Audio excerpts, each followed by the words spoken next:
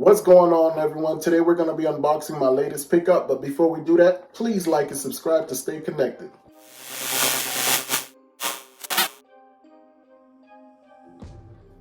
So as you can see, this is the Louis Vuitton Fleur Du Désert cologne. It's an oud, and this was a recent purchase in Orlando, Florida. I won't say that this was an impulse buy. This was actually something that I did my research on before I actually went ahead and purchased. So we'll go ahead and get started with just the simple unboxing. As you can see here, this is the original box that it just came in. And once you pull it out, you can see that it's in this cylinder. From there, what you happen to do is you're just gonna go ahead and twist this just a little bit. And as you can see, the presentation is that of Louis Vuitton.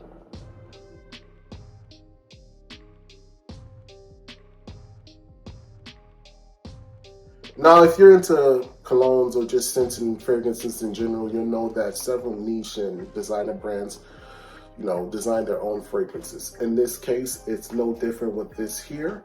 But one thing that sets it apart is I believe that Louis Vuitton actually took its time. Now, at first glance, you'll look at the bottle and you'll say that it's a very masculine bottle, but this is actually considered a unisex fragrance. The bottom base notes are oud, of course, and I believe the top notes are jasmine and rose, if I'm not correct. And if I am, I'll just go ahead and add the details there in the right-hand corner. But this bottle itself is refillable. So don't really be too stuck on the price, because if you really love it, you'll be able to refill the bottle at half price once it's empty, which is a great bargain if you're really into this particular fragrance. Now, when you automatically see this, you'll think that someone's purchasing this just because of the fact that it's Louis Vuitton. But in this particular case, I can't say that that's the case. This bad boy here is something completely different from what I've experienced in terms of cologne.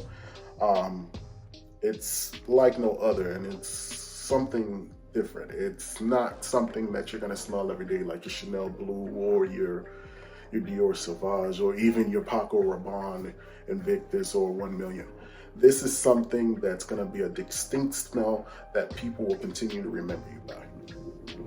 Now, when it's all said and done, I don't know what I would compare this to, but I do know that this is an amazing scent that people will remember. If you don't take my word for it, head over to your local Louis Vuitton store and smell it yourself.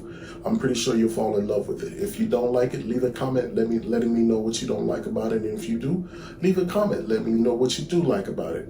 With that being said, I thank you for tuning into my video. Please like and subscribe to stay updated to new and future unboxings and cologne reviews.